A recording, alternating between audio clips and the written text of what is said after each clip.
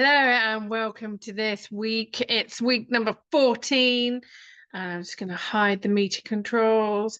And today I'm going to be talking about truth telling in a cancel culture. Those of you who know me know that I kind of speak my mind.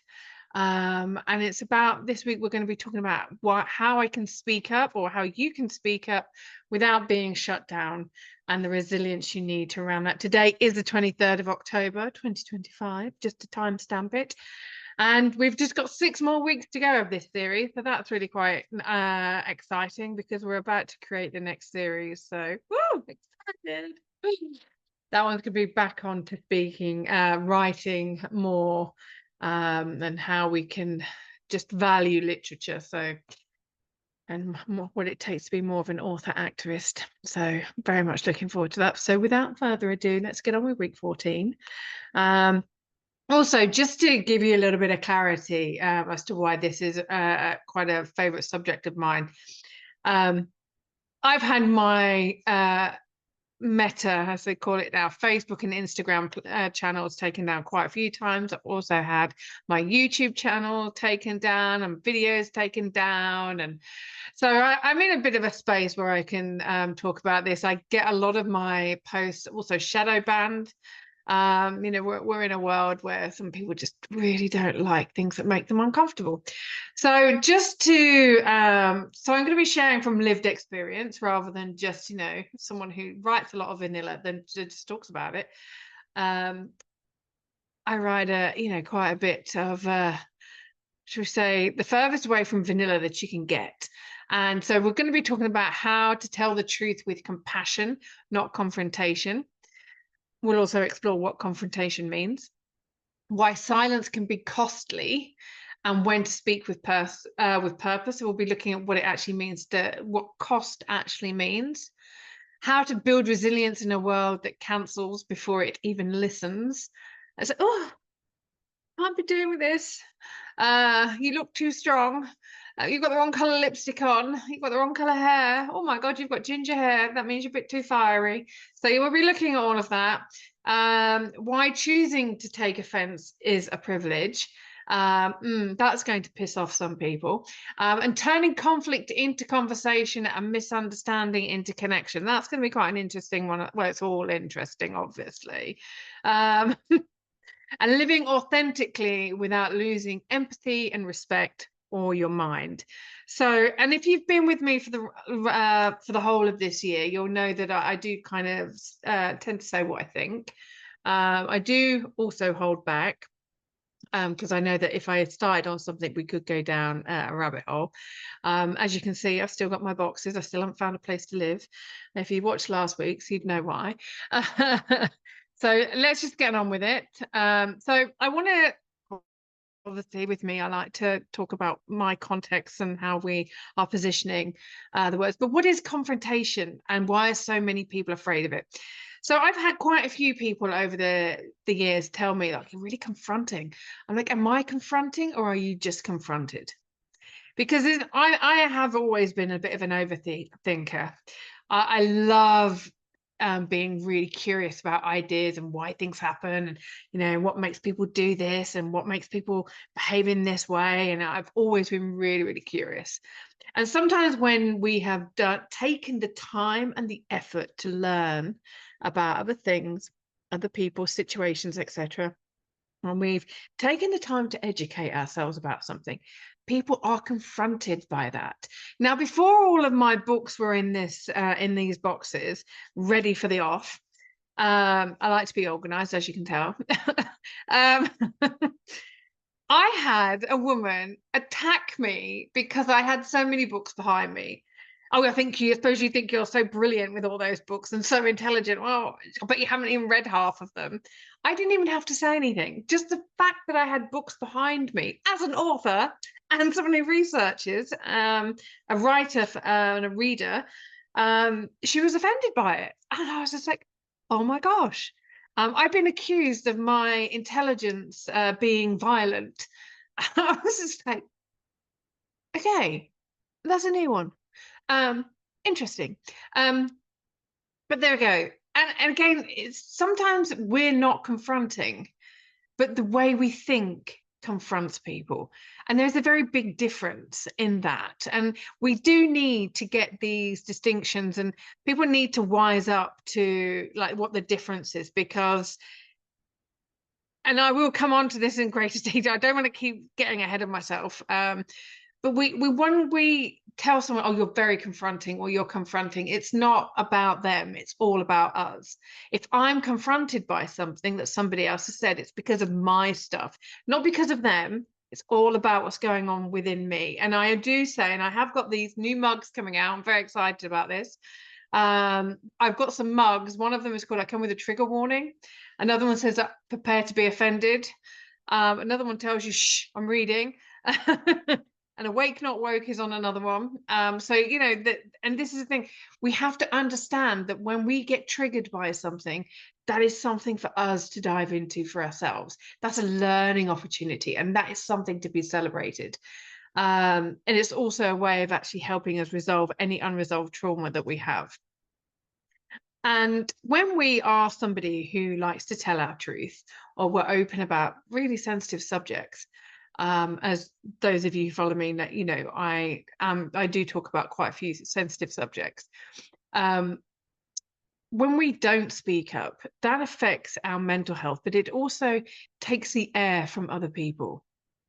So there are some people that need us to speak up, because if we don't speak up, they don't have a voice. And there are some of us are really, you know, like myself, I've done a lot of public speaking.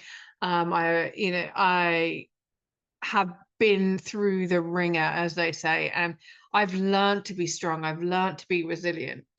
I've had to be, because I know there's no one coming to save me. I am plan A, plan B, and plan C. Might even be a plan D. But again, it's like when we understand what our silence is costing us, it costs us night's sleep, it costs us our health, because dis-ease in the body is through us not speaking and honoring ourselves. Whether that is honoring our bodies with exercise or the right foods, whether it's not honoring our brain with the right knowledge and the right people and our emotions, you know, all of these things, that when we understand what our silence is costing us, then we can actually start looking at what it's costing us on the outside. It might actually be costing us our business, our career, our income. It might also be costing us our family. And these things are, we're not talking monetary costs here. We're talking the intangible, powerful things that people often overlook.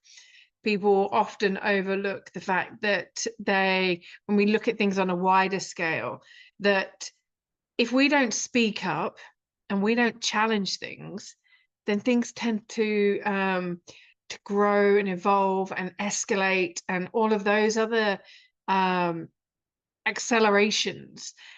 And that can be good in some ways, that we're quiet, but in other ways, not so much. Then just look at how many people are now coming out in support of Palestine, because one or two celebrities had the gumption and the courage to say, you know what, I'm done. I cannot watch this genocide anymore. And there are people like me that I've been talking about it for 30 years. I've been there and, you know, learning about it and talking about it. And people have only now just started to come round and go, actually, this is not on anymore. And some people are doing it because now it's trendy to talk about Palestine. Some people are doing it because they don't want to be the ones seen to be supporting Zionism. And this is what happens. Some people have wanted to speak out about it for a long time, but they haven't had those leaders to do it. So again, what is it costing you being quiet, you not speaking up? And like I've said many times during my sessions, if there is something in these sessions that you disagree with or that I have got wrong, please tell me. I am learning all the time. So again, if there's something that I'm saying that is factually incorrect, rather than just being different to your opinion, correct me on my facts. If we have a difference of opinion and you'd like to have that engagement, then join me. You know, these sessions are open. We have a Q&A at the end of it. So do come and join me. I like a good discussion, as long as it's respectful. So yeah, understanding the true costs It could be our planet, it could be the lives of dogs or the elderly, it could be, the property market gets worse and worse and worse because, tenants just move out and move on to the next property instead of standing our ground and going, actually, no, not happening on my watch. Pick your battles, obviously, know what you are strong enough for and what you can stand up for. But again, speaking our truth, we've been given these opportunities. We've been put in these situations through choices that we've made or a series of choices that we've made. And we get to choose whether we grow and whether we can help humanity grow. So again, always look into that. Why is this happening? Always ask that question. Why is this happening? What can I learn from it? How can I alchemize this? This is all about our own personal transformation. And if we stay silent, we lose that opportunity to transform ourselves, our communities, and everybody else out there. And like I said, when we stay silent, we end up with genocides happening. We end up with people like this morning, I attended a business briefing at Cardiff University, and it was all about, embracing people that have got different disabilities and guaranteeing them an interview. One of the things I said, well, how can we guarantee them an interview? Because if, as a small business, if I'm saying I'm disability friendly, and then I get lots of people apply for a job and I know they're not the right one, but I've got to be guaranteeing them an interview. I'm going to spend all my day in interviews. I haven't got time for that. And it's not that I don't discriminate. It's not that I discriminate. I just say, this is the job I need. These are the skills you need. Out you go with the job description. And whoever feels called to that will come to that. Again, so I had to ask the question. I had to have that conversation. And again, it made some people go, oh, I'm so glad you said that. Oh my God, I totally agree with you. Other people were like, oh my God. So again, it's like when we speak our truth, it can cost us our community. It can cost us different opportunities for us to make a difference. The other thing is when we stay silent, we allow really dangerous ideologies to form. So for example, we're seeing things now where, pedophiles are being forgiven and that they are it's now becoming a minor attracted person. Where does it stop? Is it going to be a sibling attracted person? Is it going to become an offspring attracted person? Is incest and rape within a family going to be the next thing that's accepted? Where do we draw the line and the moral compass of that? So again, thinking about what we're saying, like people go, oh, love is love. Is love really love? Is it okay for an 82-year-old man that loves a 12-year-old girl to be going about his business with her? Is love really love? I understand where it came from, but once we come up with these things, it's about where does it extrapolate? And I know that this comes from the software development background, like my first business, where we developed software and we had to make sure that the software, if it was going to work for 10 people, it had to work for 100 people, 1,000, a million, because the logic has to work. So if we're going to say love is love and mean it and understand it, we've also got to understand where that can go. So again, when we're silent on these things, we have to understand what it's costing humanity in the long run. And again, cancelling of others. This is something that just like, really, seriously, you need to grow up. And literally you do, because if you are cancelling other people, it shows a lack of maturity on your part. It shows a lack of willingness to evolve, and it shows a lack of self-belief in what you actually do believe and understand. Because if you are saying, oh, I'm going to cancel you, you don't need to cancel someone just because you disagree with them. I disagree with lots of people. Lots of people disagree with me, and that's okay, because diversity of ideas is such a beautiful thing, because it helps us find middle ground and go, oh my God, that's such a great idea. I never thought about things like that. And when we share all of these ideas that are differing and we actually learn to understand others, I've always said it, the more we learn about others, the more we learn about ourselves. But if we're living in a cancel culture, we're not learning about other people. We're not learning about their experiences. We're not learning about what it is that they bring to the table, because oh, I don't want to talk to you, I don't want to listen to you, la la la la la la, I'm a little child. That is exactly what it is that we're doing, and we're just basically being a 2-year-old throwing a tantrum, putting our hands over our ears and stamping our feet. Not very classy. It's not very adult either. And I would expect that from a 2-year-old. I would not expect that from a 42-year-old. And again, it comes from this unwillingness to learn and develop and build ourselves up and, really open ourselves up to learning and evolving, because the world, I mean, people keep saying the world is getting smaller, we're becoming more connected. And as somebody who's lived in 47 lived and traveled and worked in 47 countries, I know that the more I am challenged by different cultural practices or different mannerisms or traditions, I'm like, oh God, yeah, I wonder where that, and I'm like, wow, I've brought myself out, I've been confronted a lot. Like, wow, I was lied to a lot at school. Oh my gosh, how parochial am I?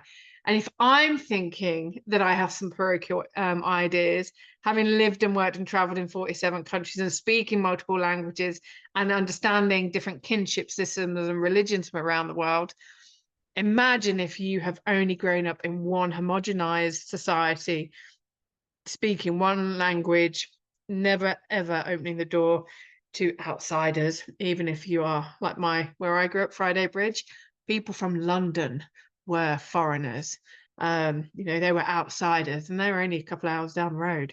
So, things to look at. So again, looking at where this whole I don't want to listen to you is, it can border on arrogance because you think that you know everything, and it can be that you think your way is the only way, it's the right way. It's one of the reasons I walked away from religion, because who the hell am I to say that my religion is better than anybody else's? That's arrogant, because none of us know. So have faith, have belief, and if you need the religion, the formal structure, then that's on you, but do not say that it's better than someone else's, because you don't know. And it does, and this arrogance and this ignorance comes from a lack of travel, a lack of openness. Most people who are so firm and adamant in their own religion, they need to be correct. There's a gentleman that I met recently, for him to become a Muslim, he had to walk away from his whole family.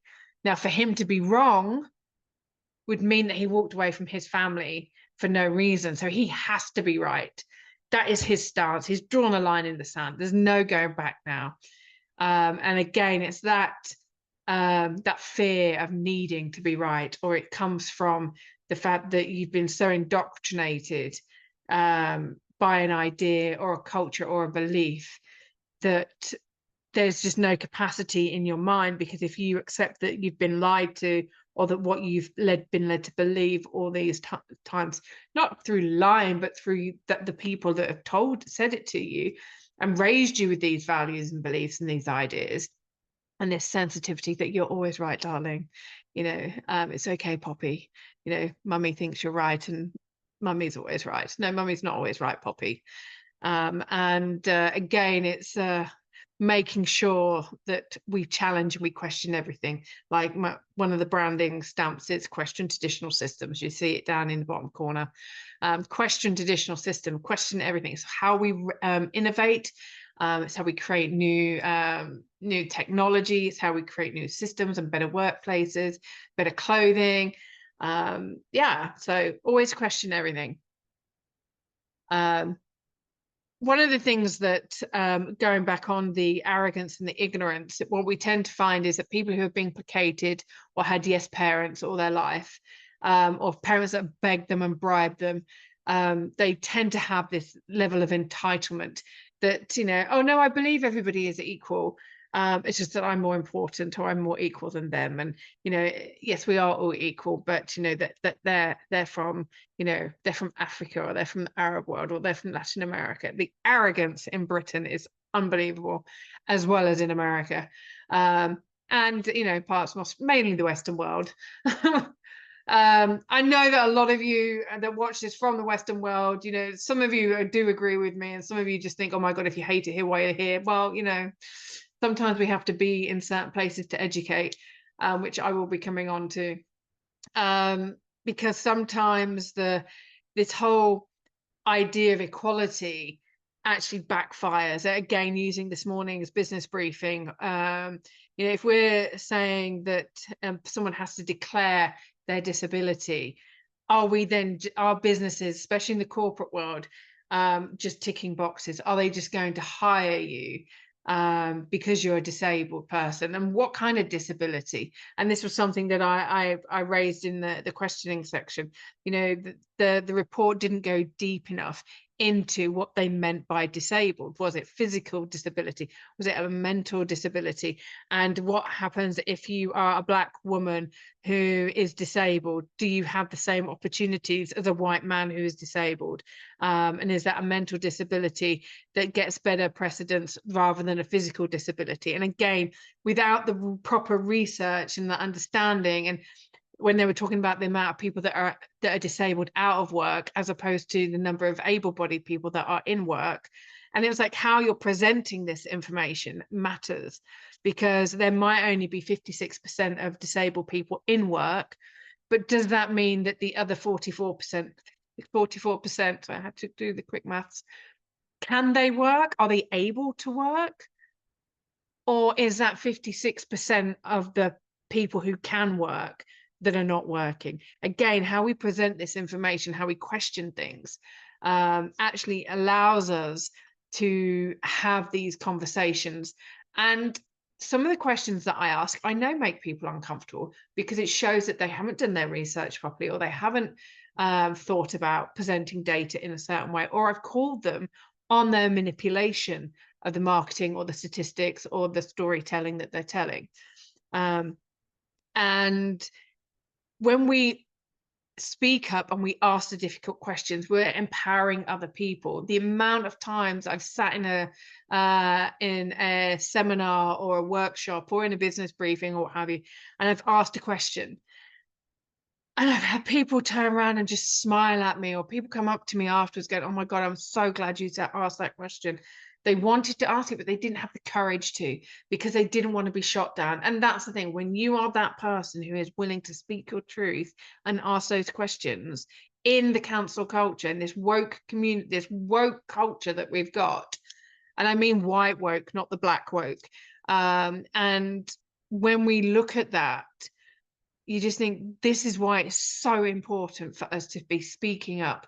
And if someone does try to shut us down, thank them. You know, go, thank you for trying to shut me down. It really helps me understand where you're coming from. Or if they try and shut you down, go, you know, thank you for showing me who you are. And that just disarms them then. Well, what do you mean, like showing you who I am? Well, you're showing me you're quite a weak-willed person. You're showing me that you are not willing to learn. You're not willing to be open to somebody else's view of the world. You're not willing to be open to someone else's lived experience. And when you say things like that, you tend to find that they're the ones that backtrack, or they throw a tantrum, and they just show the world exactly who they are.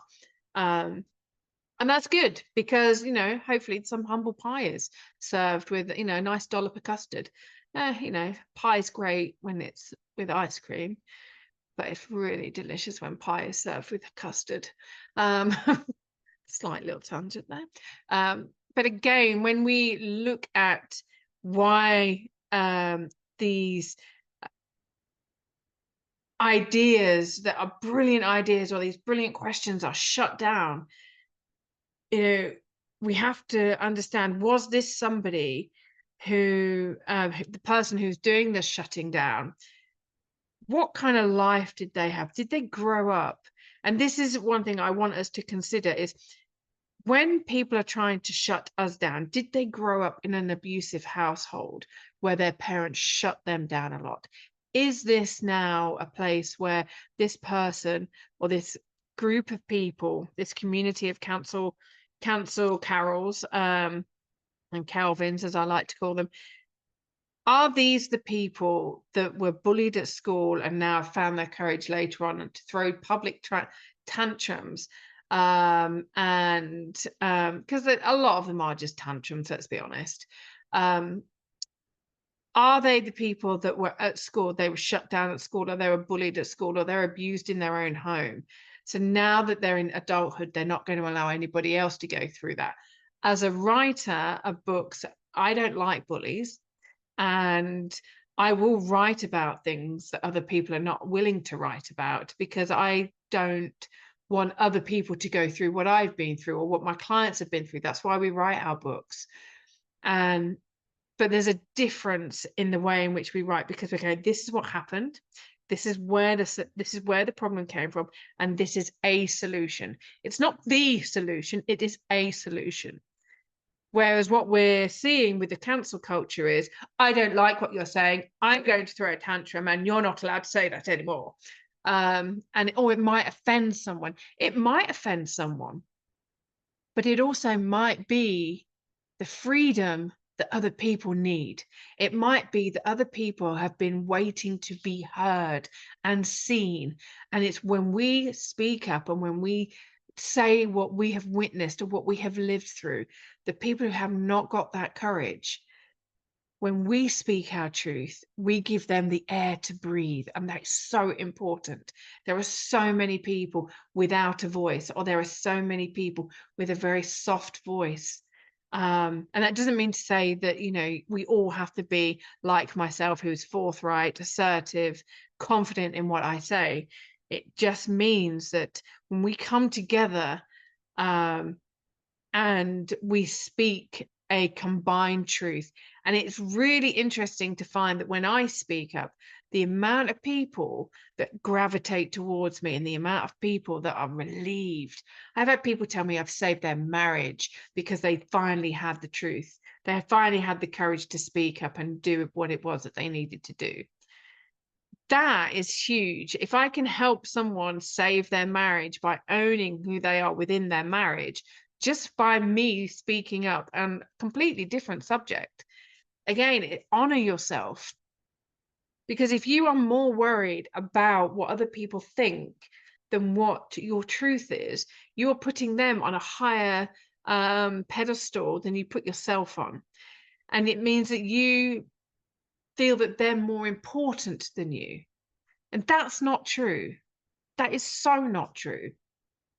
And when we speak our truth and people get uncomfortable or we cause them discomfort, like I said, this is where the gold inside of us, I like to say, we're digging for gold. Like these triggers or this discomfort that some people have, it's an opportunity for them to go, why am I so upset by this? Why am I so annoyed by this? And the amount of times I've asked myself, why does that really annoy me? Like, and I'll think about it and I'll journal about it. And I'm like, oh my goodness, because it reminds me of such and such a person. Or, oh my goodness, it has reminded me of an instant in my life that I still have not made peace with. Or I haven't forgiven someone for what happened between us. And it's me that's dealing with the poison inside of me. It's me that is worrying about it. It's me that's being damaged by it. That person probably doesn't even think about it anymore. Or that situation's probably never even happened. And I remember it when I worked in a pub when I was 18. One of the very first times I wore a skirt, a guy who I didn't know was really drunk, turned around and said to me, "You've got the worst legs I've ever seen." I did not wear a skirt or a pair of shorts for another, 20 years? Because of this one stranger who meant nothing to me. I allowed him to live in my head rent free. And I no longer do that. So again, when we experience discomfort from what somebody else is saying, that's an opportunity for us to really dive deep into who we are, what's happened, why that upsets us. And sometimes it comes from a prejudice that we have that we haven't even acknowledged. And we're so defensive of the people that we're subconsciously prejudiced against. We're trying to defend them because we're too afraid to acknowledge our own prejudice towards them. So there's a bit of a paradox for you. Now, I talk about this next bit with quite a few people, and those of you who know who Ricky Gervais is, people who choose to take offence are very privileged and entitled. Because the people who are living in fear of dictatorships or bombs being dropped on them, or that are really hungry or are finding somewhere to live, they do not have the time or the resources to choose to take offense. It's a position of privilege. And if you disagree with that, that's okay. Go back to the beginning of this and then start again. Because it is a choice to take offense at something. No, nothing and no one is offensive unless it's, someone's past wind and it's really, really disgusting. That's quite offensive. Sort your diet out. Get your gut health sorted. Again, if we are in a position where we've got food and we've got shelter and we've got clothing and we've got some money in the bank, doesn't matter how much, well, it kind of does, because it depends on how our level of choice, of how much we can give our time to. But it really is a privileged stance, taking offense to something, because when you don't have all of the basic human needs addressed, then you are in this place where you can go, well, you're not thinking about it.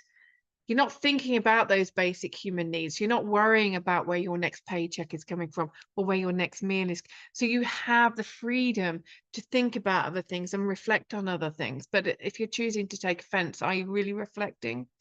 And it's also something that I do say to people: choose your starting point in a conversation. So if somebody is coming to you and they want to engage in a discussion, you can tell whether they're going to be discussing to learn or whether they are discussing just to attack. And there's also this thing: are you listening to hear the person and learn, or are you listening to respond? Because a lot of the time people are listening to respond. They're not listening to learn. And there's a very, very big difference there. And one of the things I will go back to the Palestinian issue. If people want to start talking to me about the Palestinian issue, and they go, yeah, but October 7th, I'm like, okay, we're done. Before the conversation has even started, if they start at October 7th, it's like, we are not even in the same playing field. We're not even in the same football league. Because if you're starting from October 7th, you're in the Sunday league of understanding this conversation. And when I've got 30 years of researching and discussing and campaigning and doing marches and writing books and articles on it, and you want to start from October 7th, that's your starting place. But that would be like me racing Usain Bolt. Not going to happen. It's not a fair race. It really isn't. And I haven't got the time or there's lots of books out there on the ethnic cleansing of Palestine. Ilan Pappé is a great one. Norman Finkelstein has written quite a lot of great articles and papers on it, and Gabor Mate started to do the same. So there's quite a lot of big names out there. So you need to go and do your research before you come to me with that kind of stuff. So again, I know what my starting point is. I know the kind of conversations that I can have with people. And if someone says, oh, there's no genocide going on, it's like, yeah, go away. Just go away. I respect the fact that you're in that place, but I do not want to waste my time. And it's not that I am being arrogant. It's not that, it's just, we're not at the same level. It would be like trying to have a conversation with a child about quantum physics who doesn't even know what quantum and physics are. It's just an unfair conversation for both parties. So know what your starting point is. And this one here is about avoid misunderstanding by setting the context and definitions of the conversation. As you notice at the beginning of every single one of these, I give a dictionary definition, or I give a definition of what I'm talking about. I set the context, because then we know what we're talking about. And again, we're learning where our starting points are. And it all comes back to, walking away from a conversation that's not going to serve you.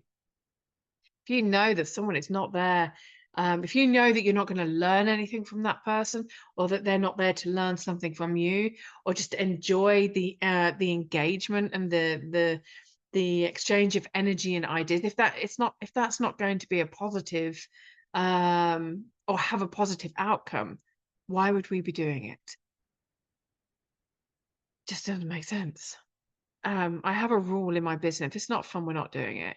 And that doesn't mean that every single stage is fun, because sometimes it can be quite stressful, but it's all about the fun that we get to have. And get to, like, I get to be an author. I get to be a writer. I get to live every day. I get to wake up every day and be grateful. I get to, not I have to. Have to is a burden. Have to is a very dark, heavy energy, but I get to. Very, very different. You get to choose yourself. You get to honor yourself, and you get to honor the other person by walking away. So walking away and knowing when to walk away, that will depend on who you are, and what your boundaries are, what your standards are. And only you can honor those. And if you don't know what your boundaries and your standards are, then at the end of this, well, the link is in my narrative coaching. You can book a narrative coaching session with me. I think today I'm looking at the author strategy sessions. But again, coming back to this, when I work with people, it's like, what is your lived experience? What knowledge do you have, and what are your expertise? How are we looking at that so that we can build upon it, so that we can advance it? And how are we making you into a bigger and better, more formidable expert in your chosen field, or the purpose that you wish to embrace? And when we are looking into that, and the person starts to see that they matter, their experiences matter, everybody's experiences matter, because remember that some of the people that are so afraid to hear someone else's truth is because they haven't got the tools or the maturity or the self-belief to hear something. Or it might be that they have too much trauma, that you can't educate a hungry child because the child is thinking about food, not really listening. And the same thing with the cancel culture. These people do not have the skills to deal with hard conversations. They do not have the maturity to be able to have a difference of opinion to somebody else. And that's something so vital for us to remember. And again, if our level of maturity is up here and the other person is down here, we've got to find some balancing ground. And it might be that we never meet, but sometimes we might meet and we raise each other up. And that's what it's all about. It's like, how far down are you willing to go to meet somebody where they're at, to raise them up? Now, some of us, we might be up here and they might be down there. It might be us down here and somebody else is up here. It's like, what am I prepared to do to get from here to here? If I'm prepared to do whatever it takes to get from here to here, my journey is going to be a lot quicker than the person who resists it every single step of the way. So this person might go, well, actually, when you've met somebody at this level and you've risen to there, then you could probably join me. But that's probably still too much of a leap. And we've got to understand that.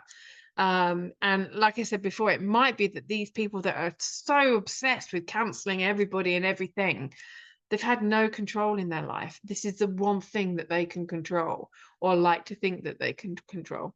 It's why some people go into politics, or they go out and they're throwing these banners around and these placards, and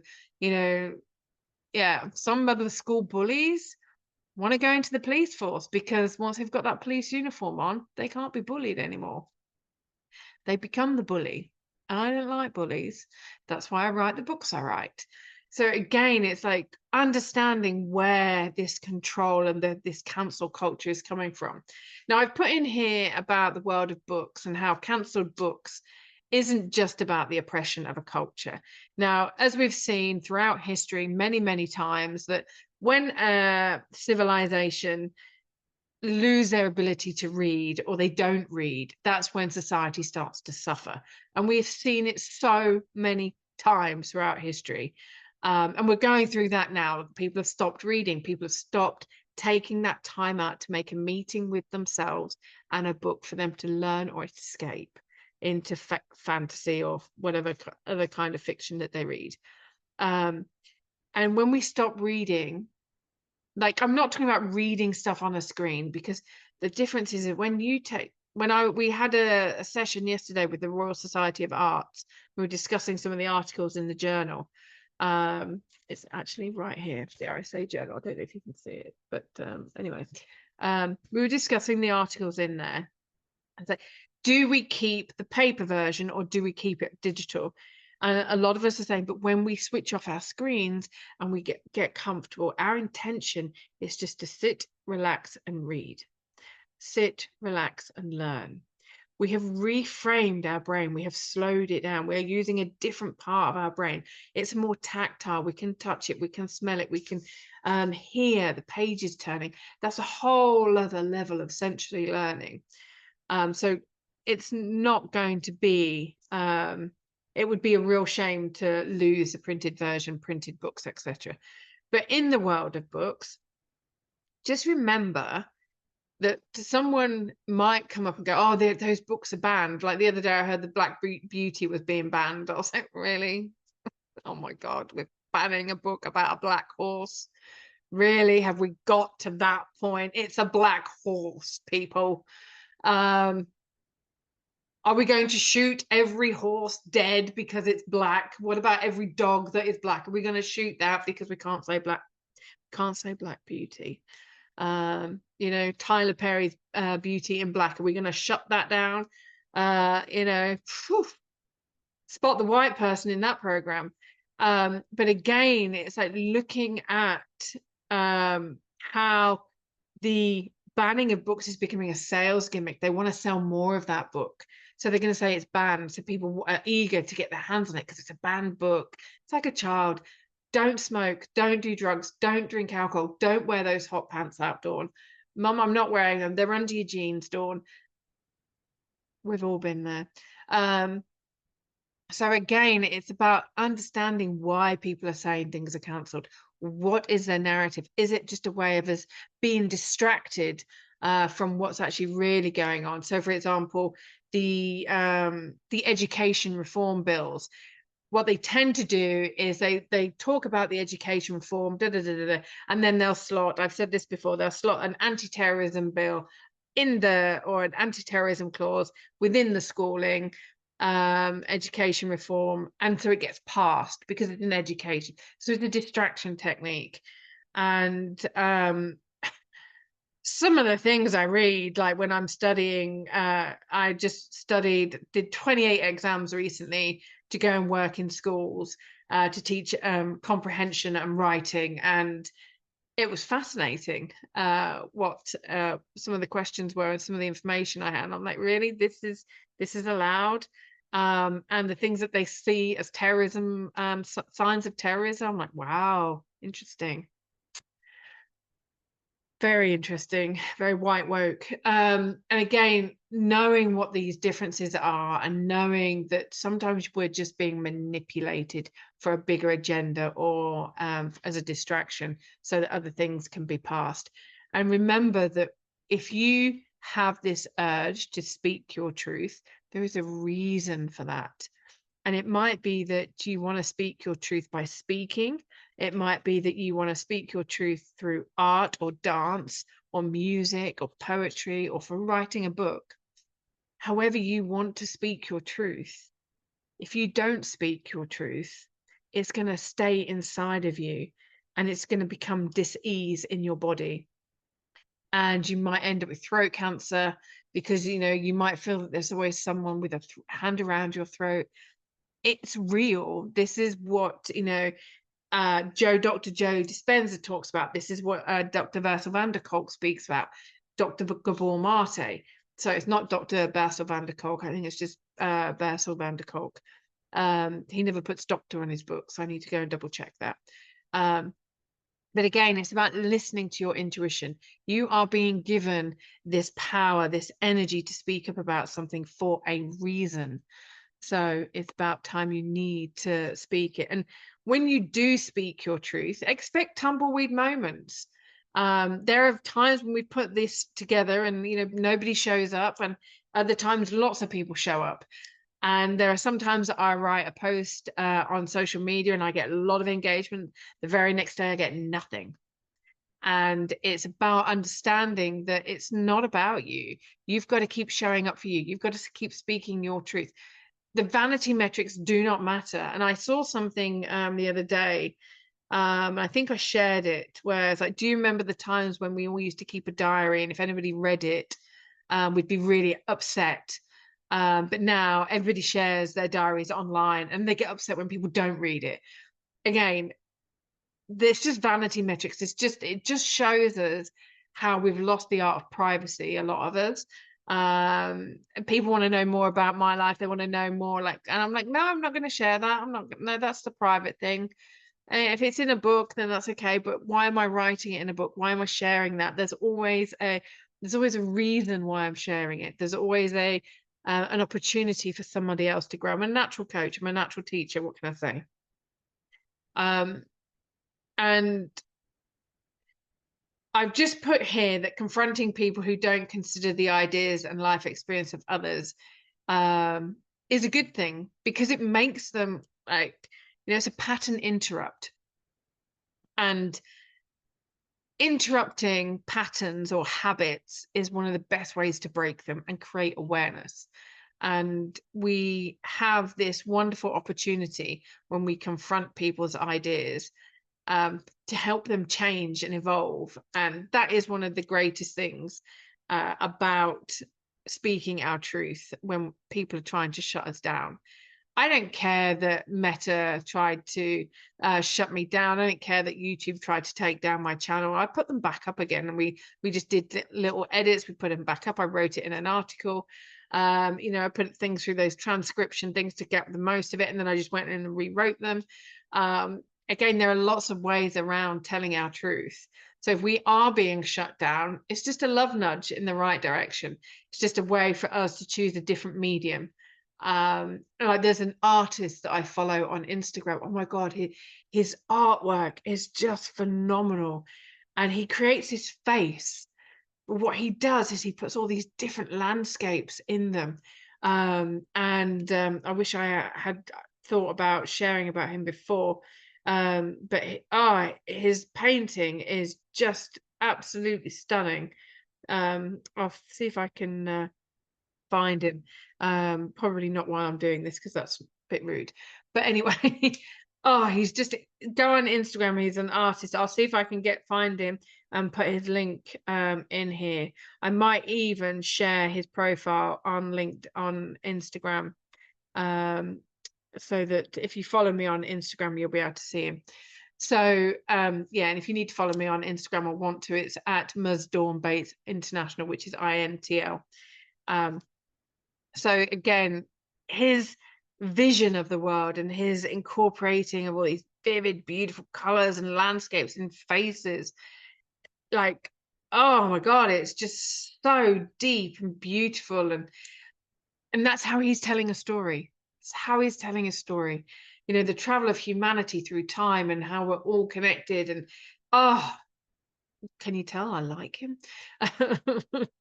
And this is the thing, it's this next point is, tell the truth with grace, not aggression. But what is aggression? I've had people tell me that I'm aggressive. I'm not aggressive. I mean, if you meet me in the dojo, I might kick the crap out of you, but then you might kick the crap out of me. But I'm not aggressive. I'm assertive, but I'm not aggressive. I'm confident, but I'm not arrogant. I'm very kind, and some people, they're not quite sure where the line between genius and crazy are, or aggression and anger, or it's about understanding it. We're all very different. Some people are very brash because they haven't got the tools to be anything other. And again, we're all delivering our speech the way we've been molded or taught to, whether that's because, I mean, I hardly ever speak to anybody, believe it or not. Um, I listen a lot and I read a lot and I write a lot. And I got to a point recently where I had to learn how to have conversations with other people, because the only conversations I was having were with coaching clients who were paying me to coach them. Again, involves a lot of listening, more listening than talking. And I was being interviewed a lot. So people were asking me my opinion. So I ended up giving it, or they were asking me about my experience. So I ended up giving it. And I had to, when I started socializing again, I was like, oh my God, I'm dominating this conversation, or I'm talking too much about myself. But it was because over the years of sailing and traveling around the world by myself, I'd spent so much time by myself. The only times I did engage were to talk about myself or to share my experience or to share my expertise. You don't really need to be doing that on a boat, Dawn. You can just be in conversation. But I had to relearn how to have a conversation. Coming back to Britain, I've had to relearn how British people speak British English. I've had to learn how people here in Britain um, have gone through COVID, or if they watch TV and they watch the news, what their narratives are about other parts of the world. People are shocked that I traveled through Latin America by myself, and hitchhiked through Latin America. Oh my God, weren't you afraid? Didn't they try and stab you or rape you or murder you? Or da, da, da? No, why would they? You know, who's going to attack the crazy lady who's singing and dancing while she's traveling? Because everyone's looking at her.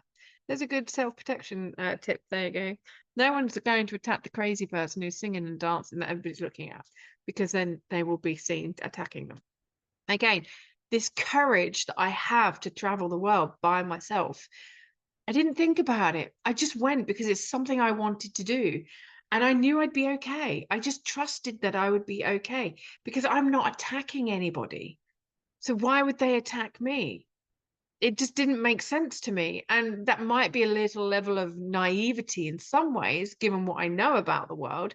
But what I've learned about the world has taught me that most people will only attack others if they feel threatened, or if I'm walking like a victim. If I walk like a victim, I have neon signs with big arrows going victim weak.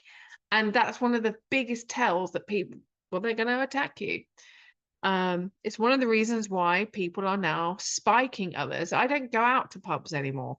I never really used to go to pubs anyway, unless it was a country pub on a Sunday walking the dog. Norfolk Arms on Ringing Low Road in Sheffield, very lovely. Again, when you are strong in who you are and you walk confidently, you walk with your head held high and you sing off key, people aren't going to attack you. And one of the things that I've learned, and one of the things that I've argued about a lot, is I am not going to weaken myself or soften myself just because somebody else isn't willing to toughen up. And what we're seeing is that a lot of strong people are being told that they need to be softer, they need to be gentler, so that the highly sensitive people can deal with life. Now, one of my clients, Lara, oh, we've got Lara's book. Oh, we've got Lara's book. Okay, you're not going to be able to see this. Hang on, I'm going to take the thing. Oh, God, I don't know if I can do this. Hang on. I just did that. Anyway, I will. Lara's book, Estella. I can't show you, but Estella is now out. Oh, look, Estella. A great book. It's about a highly sensitive person. Estella has a house, a steady job, and then comfort of routine. But what she doesn't have is joy. Bored, lonely, and quietly miserable, she has spent years trading excitement for stability. And it just goes on about how Estella doesn't just feel her own emotions, she feels other people's too. The pain, the joy, the fury, it all seeps in. It's an incredible book. And when it goes live tomorrow, we've got the launch party tomorrow. That's Estella. You can't see it. I'll get, I bloody hate these blurred backgrounds and green screens. But yeah, brilliant, brilliant book. But again, what we're seeing is that so many people are told that we need to soften, we need to be more gentle, we need to placate everybody else instead of the others strengthening themselves. And then people going, well, actually, what made them that way? How do I get to be stronger? How do I get to be more courageous? How do I raise myself up instead of dragging everybody else down or bringing everybody else down or everybody else softening? Because those of us who are strong, those of us who are courageous and resilient, we have been through hell and back a lot of the time. We have been through the depths of the darkness. We have been trodden on, we've been abused, we've been raped, we've been beaten, and we have risen and we have made ourselves strong. So for you to invalidate our strength and to criticize it when you're not willing to do whatever it takes to become strong and resilient and courageous, that's a bit arrogant, and that's a really that's really not a nice place to be. To never ask somebody to become softer just because you're not willing to become stronger, because their journey to that strength has probably been a very dark one and a very painful one. So again, don't weaken yourself for the sensitive Susans in the world. Where have we got now? Like I said, our strength and courage comes from pain, trauma, and confidence. And it's when we're told that we need to soften, it's like, okay, well, why? Because when we are softer and when we're easier to manipulate, then we're the government can, we can have another COVID, mass manipulation on a grand scale, where the divide and conquer, when we're not educated, when we don't think, when we're not confident to ask these questions, we all become weaker as a mass, and that's not good for any of us. Again, the divide and the conquer, the fear of the question, the broken and woke education system. Who created it? Was it those who were bullied at school? Was it the teachers who didn't like being in competition with their peers when they were at school, so they got rid of competition in schools? We are in competition with ourselves every single day. We are in competition with everybody every single day. But we're not. There's a paradox here. I can only be a better version of myself tomorrow than I am today, provided I'm not sick. Today I'm having a good day. And those of you who have followed my journey, you'll have seen my strength growing over the years, hopefully. January, it was like, get out of bed and stay out of bed. When it got to March, it was like, get out of bed, show up, go to a meeting, like in person, not just online, but in person. And each month I've set myself a goal to improve my strength and my courage, because what I went through back in December. And again, when we look at the woke system that we're seeing, and we're looking at this education system, was the teacher or the person who implemented the educational policies that says we're not allowed to, it's not a race. No, it absolutely is a race. If there's more than one person and we're running, it's a race. When we're sailing, if there's more than one boat and we're both going to the same place, it's a race. It might not be a serious race, but it's a race. It's just how it is. And it can be playful, and it can be joyous, and it can be wonderful, or it could just be nasty. But the thing is, it's like those who tell us not to compete with others, they don't live in the real world. Everything is a competition. I'm competing for other apartments at the moment. And through my resilience, I've managed to keep going. Otherwise, I would have given up. I am competing against other companies for work, but not really competing because there is no one like me. And some people might be pleased about that. I'm competing against other women. Well, I'm not really, when it comes to finding a partner. But I'm not really competing against the women. I am competing against the noise. I'm competing against, like I said, myself. Sometimes I'm competing against my dog to get to in the house first because it's raining. She's not bothered about the rain, but she just thinks everything is a race and it's all wonderful and it's really great. But again, it's like, we are competing against so many things. And during COVID, people were competing about who's going to get the last toilet roll. But that's okay. There was plenty of toilet roll for everybody. If not, there's a dock leaf. I'm absolutely sure of it. But again, who created this broken education system and why did they create it? Always ask yourself why. and reclaiming the power of dialogue, empathy, and truth as tools for transformation. Because when we engage in respectful dialogue, when we engage in dialogue where we can agree to disagree, when we can engage in a mature dialogue without the cancelling, it shows that, you know, we have this level of maturity, and we have these skills, and we're teaching other people skills. There are times when I'm in a conversation with someone or a group of people, and I'm watching, I'm like, I like how they diffused that. I like how they responded to that point. I like how they handled those emotions. And I'm learning. But if we just cancel people, we don't even learn those. And that's such a shame, because we all become much better people.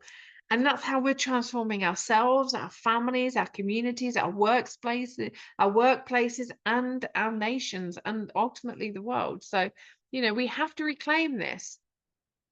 And, you know, like I know we're at the end, I'm 2 minutes over. When we are authentic, I know this is a word that gets bandied around a lot, but when we are honoring ourselves and we are our true selves, that matters more than getting the approval of other people. Seeking the approval of other people, it's not necessary. As long as you can go to bed every single night knowing you've been a good person and that you've done your best, that's all that matters. You can't do any more than your best. And your best today will be different to your best tomorrow. Your best tomorrow may not be as good as today, but it might be absolutely bloody brilliant. So just embrace who you are and forget about comparing yourself to others. Compete, but don't compare. And raise others up. Don't bend over backwards to fit in and placate and be somewhere you're not destined to be. I'm not destined to be in, you know, a delicate community. I'm quite alpha. I'm very strong. I'm very resilient, and I'm quite happy out there on a sailboat in the storm. Some sailors or some boat owners, they're not so much. They're more boat owner than sailor. And those who know. And like I said here, other people require our courageous leadership. So speak up. And the freedom of speech is vital for continued evolution and progress.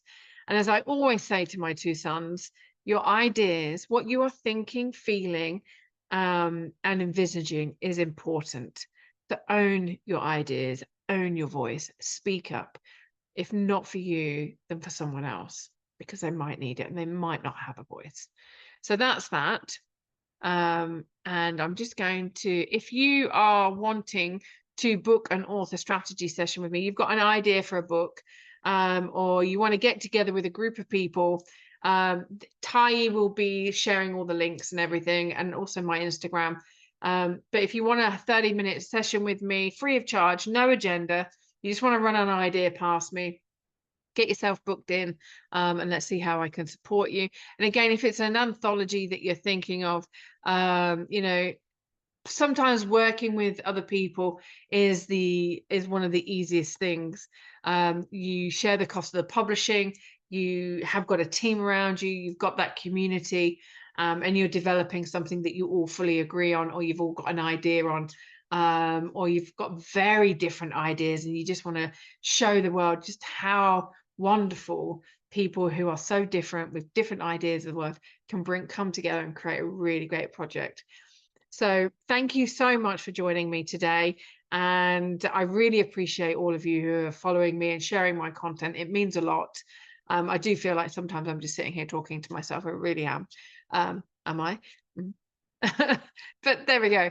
So please do, if you like this content, do share it with other people, subscribe to the channel.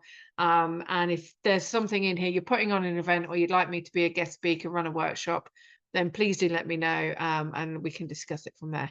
But be blessed, have a great weekend, and I'll be here next week. Ciao for now. Bye-bye.